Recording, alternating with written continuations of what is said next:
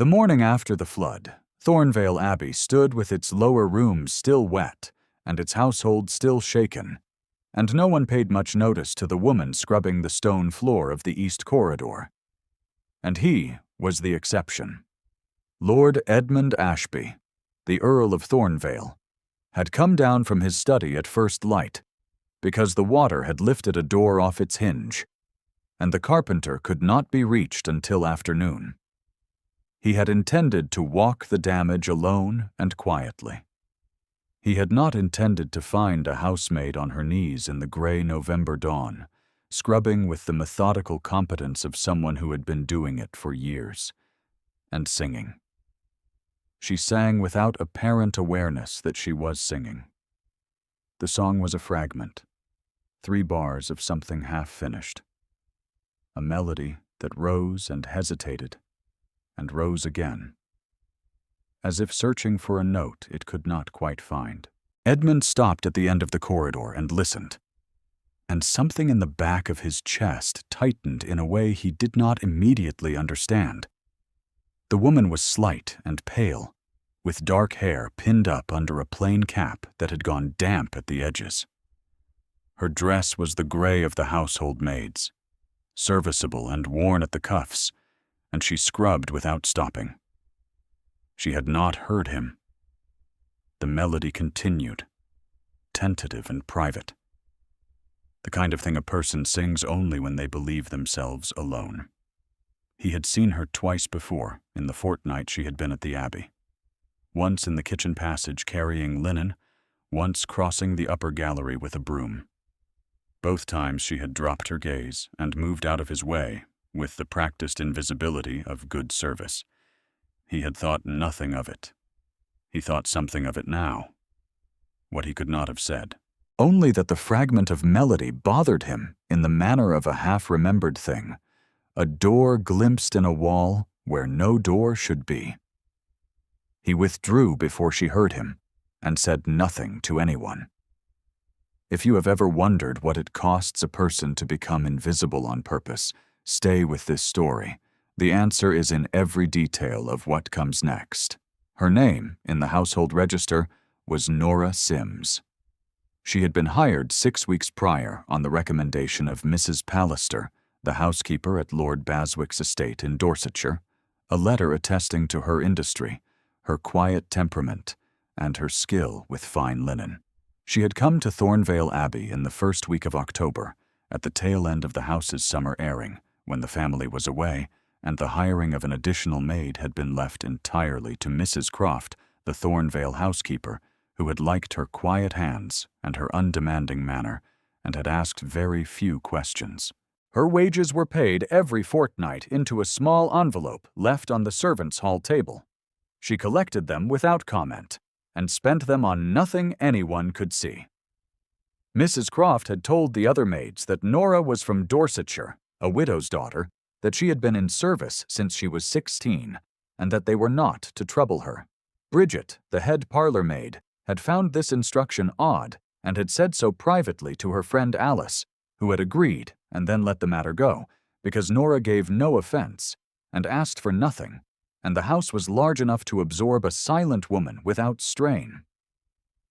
What none of them knew, what no one in the county knew, because the county believed her dead, was that her name was not Nora Sims.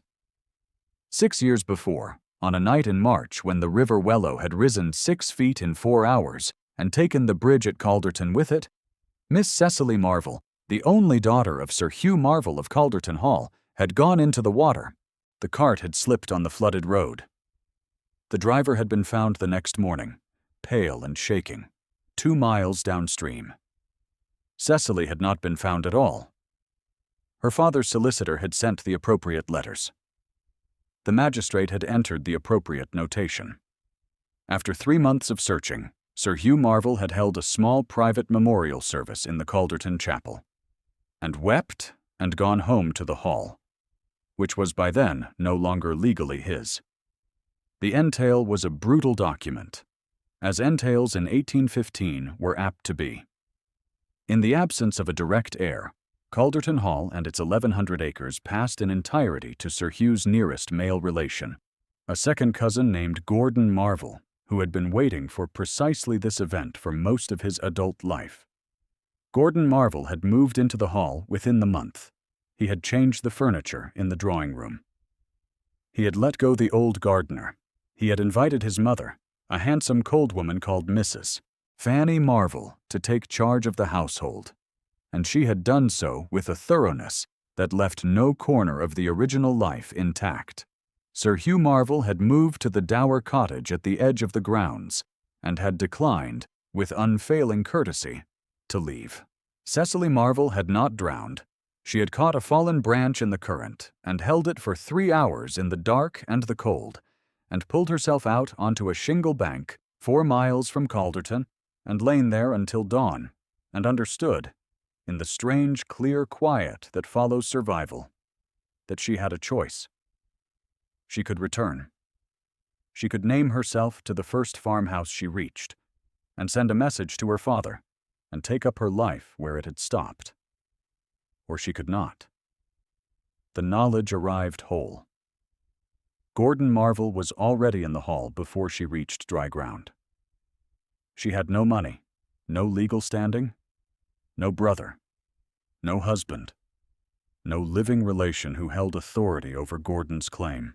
A young woman alive after a presumed drowning, appearing without witness or documentation on a muddy road in March, would be heard with sympathy and no legal weight whatsoever. Gordon's solicitors were 3, and all competent. Her father's was 1 and very old. The entail was iron. She had read it herself at 17, when her father had shown it to her with the gravity of a man delivering a sentence he had not written. She had kept walking south and not looked back. Her father did not know she lived. That was the thing she carried that none of the others were. She had found work in Dorsetshire because Dorsetshire was far enough. She had found Mrs. Pallister's household because Mrs. Pallister was a fair woman who did not ask about the past. She had learned to be useful and to be quiet and to not sing when anyone could hear her. She had not, it seemed, entirely succeeded at the last. Edmund Ashby did not speak to her for 11 days after the morning in the corridor. He watched her. In the measured way of a man who has trained himself out of the habit of watching and cannot entirely succeed when the thing he watches troubles him. She moved through the house without touching its surfaces, keeping near the walls, near the doors, eyes down, hands occupied. She was always occupied. He noticed one morning that she had stopped in the upper gallery and turned to look at the portrait of his mother that hung above the window seat, and that she had looked at it for a long time before she remembered where she was and moved on. He noticed that she ate her meals in the servants' hall last and left first. He noticed that she did not join the maids when they gathered in the evening near the kitchen fire. He noticed that when Bridget made a sharp remark, which Bridget did frequently, Nora Sims absorbed it without expression, the way a stone absorbs weather, as something that happens to a surface without reaching the interior. He noticed, most particularly, that she had not sung again. He was a man, at 33, in the specific and particular condition of someone who has stopped expecting to feel anything he had not already catalogued. His wife, Charlotte, had died 3 years before in childbed, taking the child with her. The grief had been the clean, terrible kind, not complicated by regret, only by loss. What had followed was quieter and harder, the sense that he had, at the age of 30, already inhabited the most significant rooms of his life, and that what remained were the antechambers, comfortable enough, and not requiring of him anything he had not already given. In his study, on the desk where Charlotte had left it the morning she went upstairs and did not come down again, there was a small book of French verse. He had never moved it. He did not read it. He had, more than once, almost moved it, and each time had not. The house ran well. He was conscientious with his tenants and his obligations. He had accepted, quietly and without drama, that the Earl of Thornvale at 33 was a man of settled habits and a managed grief, and that this was not a bad thing, only a specific one. He spoke to her for the first time on a Thursday in the library. She was dusting the lower shelves, the ones that held the older maps, the ones no one touched, and she had taken a rolled ordnance survey from its slot and was turning it in her hands with an attention that had nothing to do with housework. She had not heard him enter. The map he saw as he approached was of the River Wellow Valley. He said, "You know that country?" She startled so completely that the map fell from her hands. She recovered it. She rose. She said, "I beg your pardon, my lord. I was not attending. I will finish the upper shelves and leave you undisturbed." "That was not a reprimand," he said.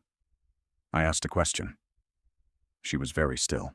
Her eyes, when she raised them briefly to confirm that he meant what he said, were a gray so pale they were almost silver, and there was something in them that did not match the gray dress or the damp cap or the practiced invisibility of her posture.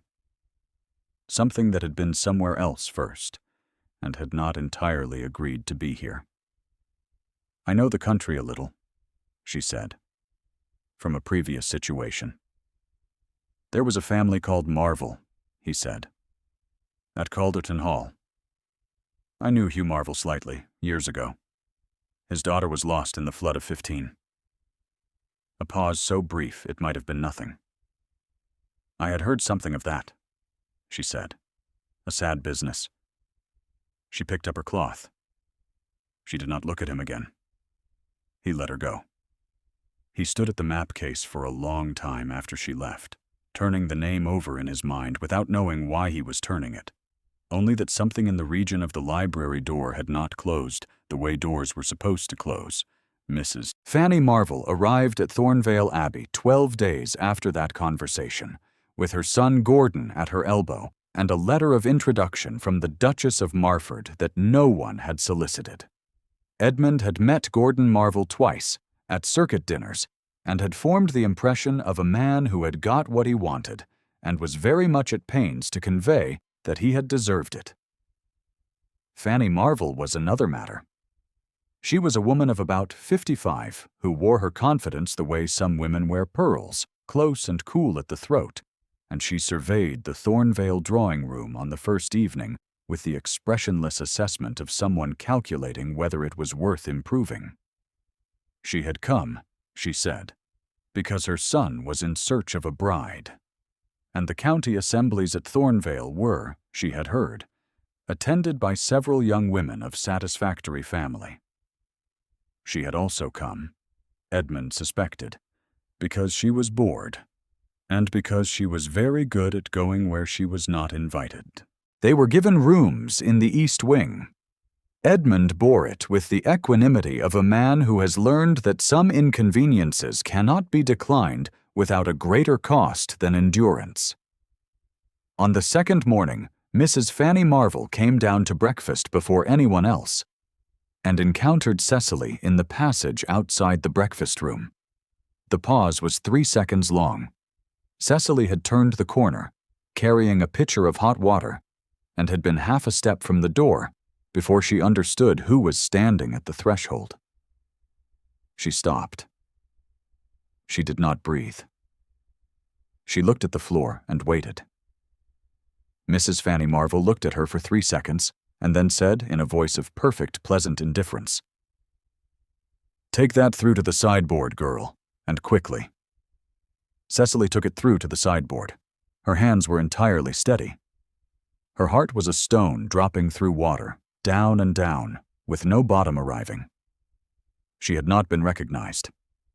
She was certain of this only because the alternative was that she had been recognized and the fact had been set aside, and she could not yet bring herself to follow that thought to where it ended.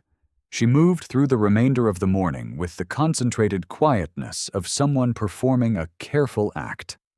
She was in the linen room when Bridget found her at noon, and said, with the comfortable malice of a woman who has decided to disapprove of someone, "Mrs. Marvel asked after you. Said a maid had been careless with her water pitcher. Mind you give no further occasion. Cecily said, Of course. Thank you, Bridget. That evening, Edmund came to the linen room. He stood in the doorway and said, Shut the door, please, and do not be alarmed.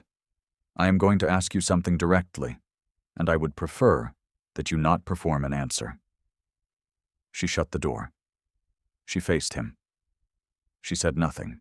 Mrs. Marvel was watching you at dinner, he said. Not the way a guest watches a servant. The way a person watches a door they are not certain is locked. The silence had weight. Outside the linen room, the house continued its evening sounds, footsteps on the stone, the distant clatter of the kitchen, Bridget's voice carrying one floor down. I think, he said, that you know who Mrs. Marvel is. And I think she may know who you are, or suspect it. Cecily said, My lord, I am a housemaid. My name is Nora Sims. He said, You are the woman who was looking at the map of the Wellow Valley. A beat of silence. Come inside, he said. Sit down. She sat. He remained standing by the door, not to command the room, but because there was nowhere else in the small space to stand. He looked at her steadily, and his face in the candlelight from the passage was not cold and not unkind. It was the face of a man applying intelligence to a problem he had not been asked to solve, and had decided to solve anyway. You were at Calderton, he said. She said nothing for a long moment. Then she said, My mother was a woman of good family. She married a man she should not have, and died of it. Before she died, she made certain I knew enough to hold a household together. She said it quietly and precisely, neither as confession nor as evasion. I can read a household account. I speak French and a little Italian. I read the map of the Wellow Valley because I grew up within 2 miles of it, and because I had not seen that country on paper in 6 years, and for a moment I forgot where I was. The silence shifted. There is a woman, he said carefully, of considerable intelligence and some courage, living in my linen room on a maid's wages, who came here in the autumn of this year. She arrived from Dorsetshire with a letter from Mrs. Pallister, which I have not previously had cause to review, but which I will. He paused. I will also mention that Hugh Marvel's daughter had gray eyes. He told me so, once, when he was describing the portrait he had commissioned of her mother, and said the child had her mother's eyes and not much else that was convenient. Cecily did not move. He said very quietly, He is in the dower cottage at the edge of Calderton grounds. He is not well. He has been not well for 2 years. Something shifted behind her eyes, a movement she could not suppress and did not attempt to. My lord, she said, if I were the person you are suggesting I am, I would have no legal standing. I have been presumed dead. My father's estate has passed by entail to a competent claimant. Gordon Marvel has held the hall for 6 years. There is nothing to be done. Perhaps not, Edmund said. But Hugh Marvel is dying, Miss Marvel. And he does not know you are alive. When he said her name, the name she had not heard in 6 years, it moved through her the way the Wellow had moved through the valley, at its own pace and with its own authority, and leaving the ground changed. She did not weep.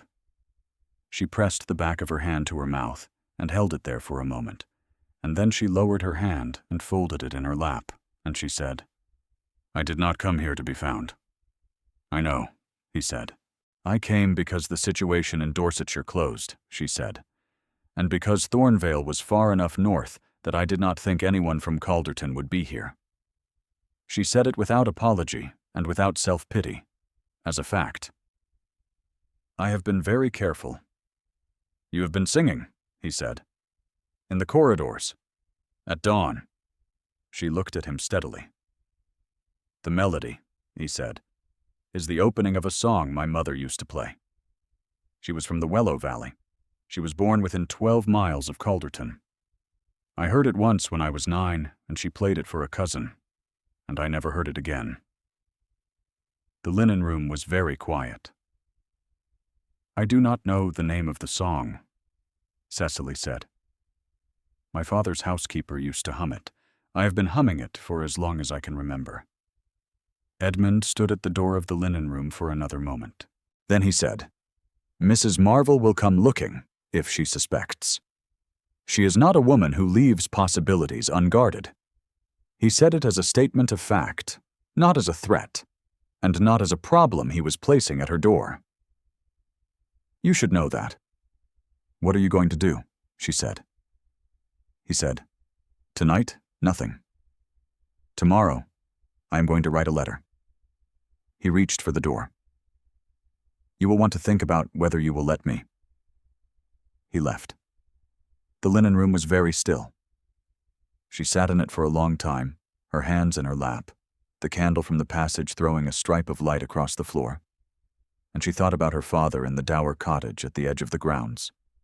Not well, and not knowing, and the distance between them measured in 6 years of careful, quiet, necessary absence. She thought about the song her father's housekeeper had hummed, and the fact that Edmund Ashby had heard the same 3 bars from his mother as a child. She thought about the look on Mrs. Fanny Marvel's face in the breakfast passage, the pause, the assessment, the pleasant indifference.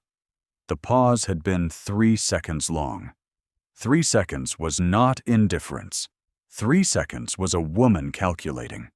She blew out her stub of candle and went to bed in the dark. It is worth pausing here to say that Cecily Marvel had not survived 6 years of careful living by being sentimental. And she was not sentimental now.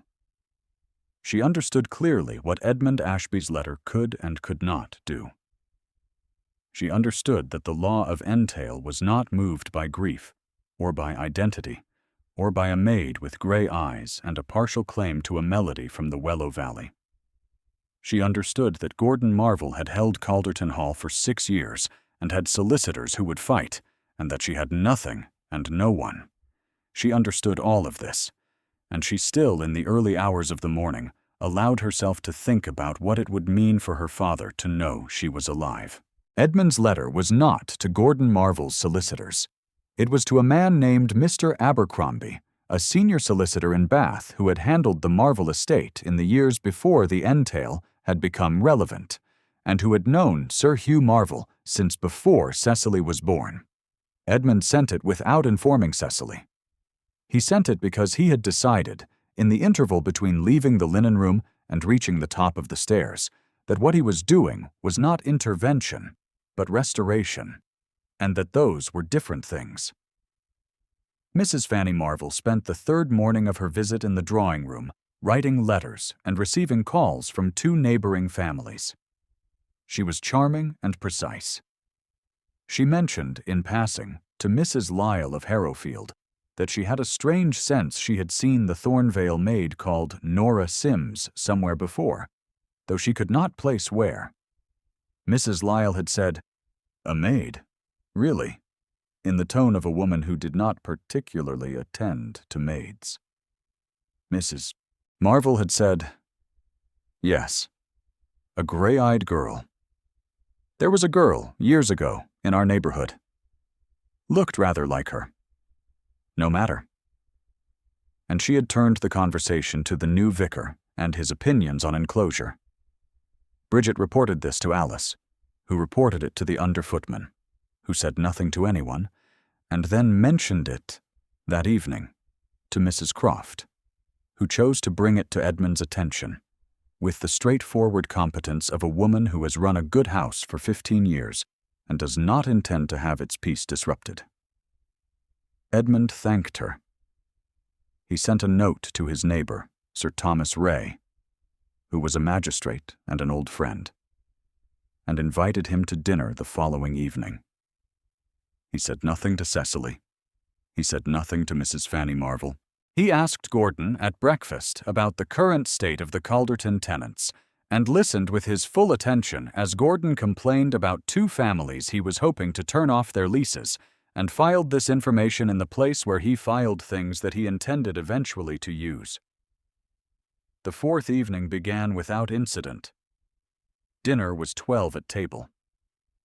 The Marvells, Sir Thomas and his wife, the rector and Mrs. Fenwick, two neighboring couples, Edmund at the head, and at his right, at his deliberate placement and against all social logic, a seat he had asked Mrs. Croft to leave conspicuously empty for the first course. At the midpoint of the soup, he sent a footman to the servants' hall. The instruction was simple. Cecily appeared in the doorway of the dining room 3 minutes later. She had not been warned. She was carrying a letter on a silver tray because the footman had told her the Earl required her to deliver a letter to his guest, and she had not had time to think through what this meant before the dining room door was opened, and the candlelight, and the conversation, and the faces of 13 people turned toward her. Mrs. Fanny Marvel was at the table's midpoint, on the far side, and she saw Cecily at the same moment Cecily saw her. And for a very long second, the room was simply the room, silverware and candles, and the smell of the soup cooling in 12 bowls. There was no letter on the tray. Edmund said, from the head of the table, in a voice that carried without rising, "Miss Cecily Marvel, would you bring that to Sir Thomas, please?" She did not move for the length of a breath. Then she walked the length of the dining room and placed the empty tray before Sir Thomas Ray, and stood with her hands at her sides, and waited. The room had gone very still. Mrs. Fanny Marvel said, in a voice of recovered pleasantness, "I believe your maid is confused, Lord Ashby. Her name is Nora Sims." "Miss Cecily Marvel," Edmund said again, without looking at Mrs. Marvel, "is the only daughter of Sir Hugh Marvel of Calderton Hall, who is alive and in the dower cottage at the Calderton grounds at this moment, and who received a letter from me this morning informing him of that fact." The silence was the held kind, the kind that precedes a rearrangement of furniture. Gordon Marvel said, "This is a trick." Sir Thomas said, "Gordon." Edmund said, "Sir Thomas has in his pocket a letter from Mr. Abercrombie of Bath, who was Sir Hugh's solicitor before the presumption of death was entered. Mr. Abercrombie has also received a deposition from the driver of the cart on the night of the flood, who has been interviewed and who attests to the fact that the woman who came out of the Wellow that night walked south and not north, and that he saw her on the shingle bank in the dawn." He said it without drama, as a man reading from a well-ordered account, and the table received it in exactly that register, as fact, not as performance. The presumption of death is contested, under that evidence, and under Mr. Abercrombie's professional attestation. Sir Hugh is, for the moment, alive. His daughter is standing at this table. She is the heir presumptive. She is a maid, Mrs. Fanny Marvel said. One word of precision, perfectly deployed. Edmund looked at her directly for the first time that evening. "This is Miss Marvel of Calderton," he said. "She is my guest, and she will remain so." 12 words. The table shifted on them the way a ship shifts when the wind changes, not dramatically, not with any fuss, only with the quiet authority of a thing that has found its right direction. Cecily stood at the foot of the dining room table with her hands at her sides. She was wearing a gray maid's dress and a cap that had gone damp at the edges, and her gray eyes were clear and very still, and she did not allow herself to think yet because there was still the room, and the faces in the room, and the matter of what came next, and all of it required that she remain standing. Mrs. Croft appeared at the doorway, quietly, and as if by arrangement. She held a folded dress that was not gray. Gordon Marvel said nothing more that evening. He understood, as men who have relied entirely on the law understand, when the law has shifted. He left the following morning with his mother, who was gracious and composed at breakfast and said nothing further about maids or confusion or the name Nora Sims. She had been confidently wrong, and she knew it, and she withdrew with the dignity that the situation required. Sir Hugh Marvel arrived at Thornvale Abbey on a wet Tuesday in early December, brought by Edmund's own carriage over the Calderton Road. He was thinner than Cecily remembered, and he walked with a stick now, and his hair had gone entirely white. And when he came through the front door into the entrance hall and saw her standing on the third step, he stopped. She came down the last 2 steps and stood before him, and he looked at her for a long time without speaking. "Cecily," he said finally. "Papa," she said. He put his arms around her and held on, and she held on in return. And the entrance hall of Thornvale Abbey was very quiet except for the sound of the December rain against the windows and the distant crackle of the fire Edmund had ordered kept burning in the hall all morning. She could feel that he had grown thinner, his shoulders beneath the coat less solid than she remembered, and she could feel his hand at the back of her head, the way he had held her as a child when she had woken from nightmares, and she closed her eyes and did not move for a long time. Edmund was not present for this. He had withdrawn to his study when the carriage was announced. He had given instructions for Sir Hugh's comfort and Cecily's use of the parlor, and had returned to his desk and stayed there, because what was happening in the entrance hall was not his to witness. He stayed at his desk for an hour. The book of French verse sat in its place, small and brown, the spine cracked at the point where Charlotte had held it open most often, the pages inside lightly foxed at the edges. He did not look at it. He had long since stopped asking himself whether the act of not looking was a form of grief or a form of respect, and had settled on the answer that it was simply what he did, and that was sufficient. She came to the study door at midday. She knocked. He said, "Come in." She entered and stood inside the door, and she was wearing the dress Mrs. Croft had brought to the dining room, a deep blue that was not Maid's gray, and her dark hair was dressed simply without the cap. And she was someone else, and herself simultaneously, in the way of a person who has just recovered something they had set down so long ago they had forgotten the weight of it.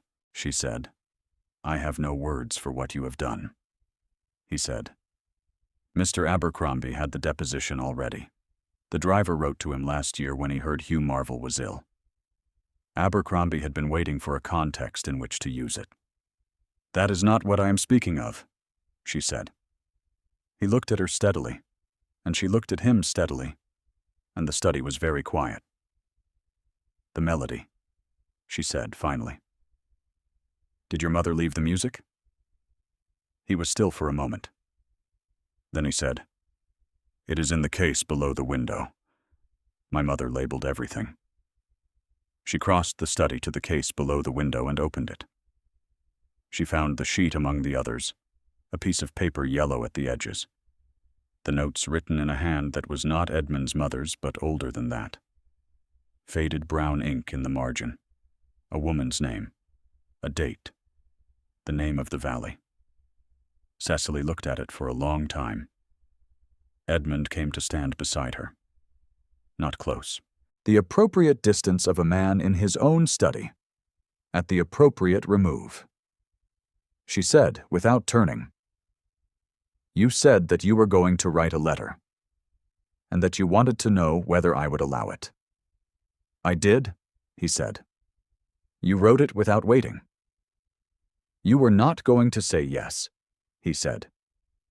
"And you needed to be wrong about that." She turned then, and he was closer than the appropriate distance, because he had stepped to see the music over her shoulder, and the inappropriate closeness had happened without either of them arranging it.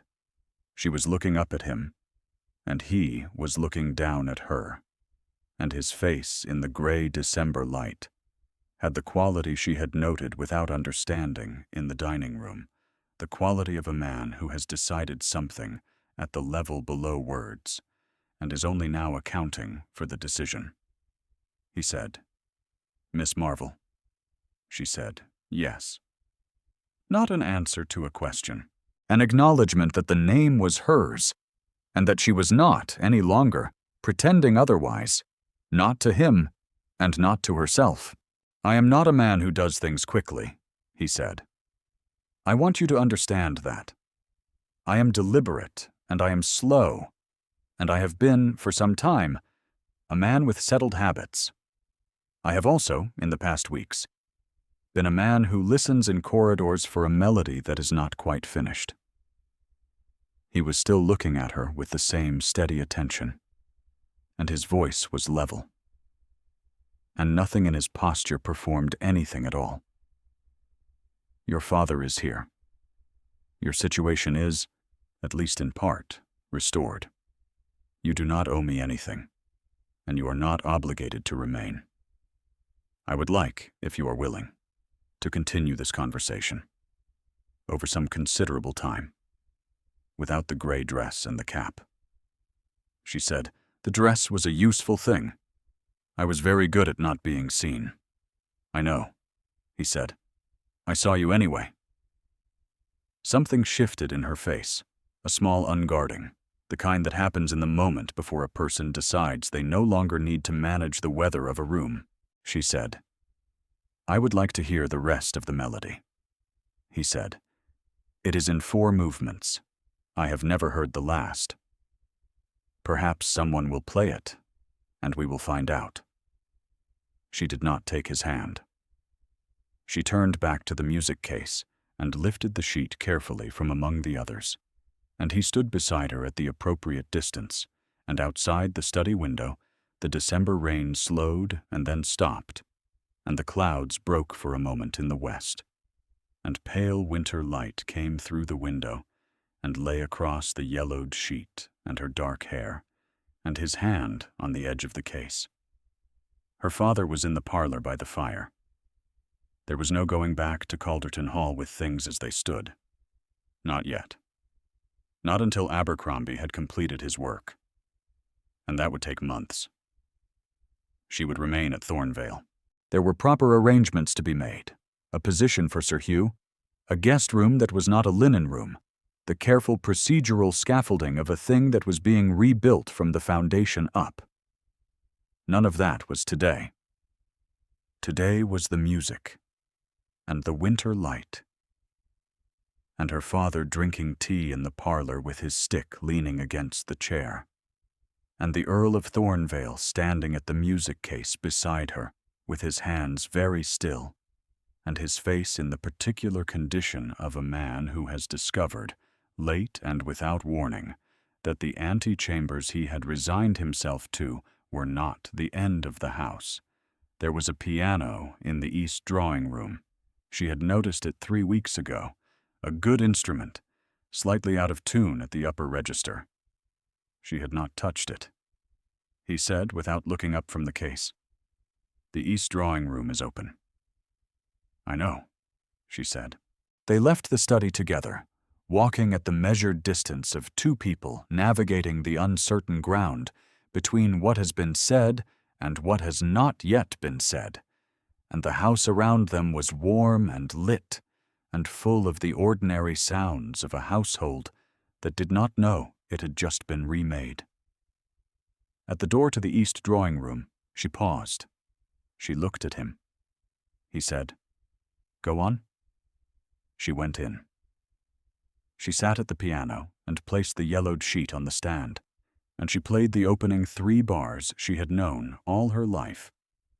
And then she kept playing, reading from the old notation, finding her way through the 2nd movement and the 3rd, and when she reached the 4th, she hesitated at a phrase that the notation rendered ambiguously, 2 possible readings, 2 possible endings. Edmund was standing in the doorway. She played the 1st reading. It resolved on a minor chord, quiet and a little sad. She played the 2nd.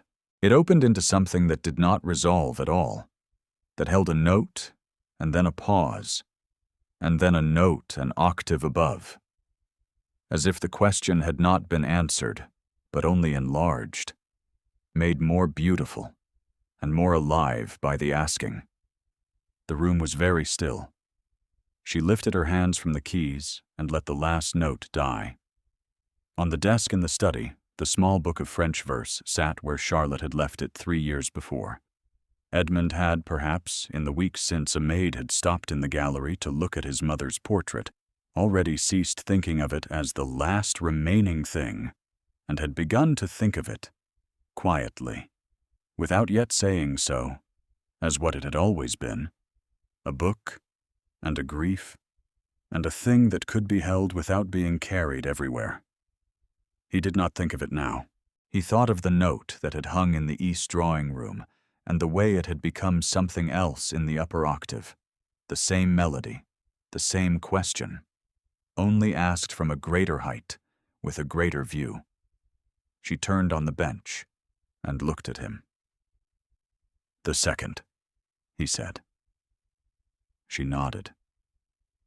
He came into the east drawing room, and the December light was silver through the windows, and somewhere down the corridor her father was drinking tea by the fire, and the piano sat between them with its final note, still settling into silence, and none of what was still to come had been said yet, and all of it was already, in some form they could both see, and neither of them had named, decided.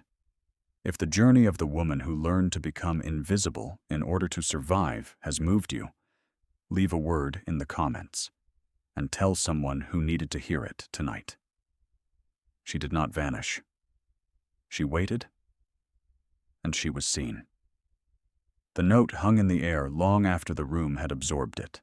That was where it began. In the proper sense, not with the flood that had taken her, not with the 6 years of careful gray, not even with the corridor at dawn and the 3 bars of unfinished melody. It began here, in this room, with the window letting in the last pale hour of a December afternoon, and the man in the doorway, and the question still ringing in the upper register of an old piano that had been slightly out of tune at the upper register, and was, today, exactly right.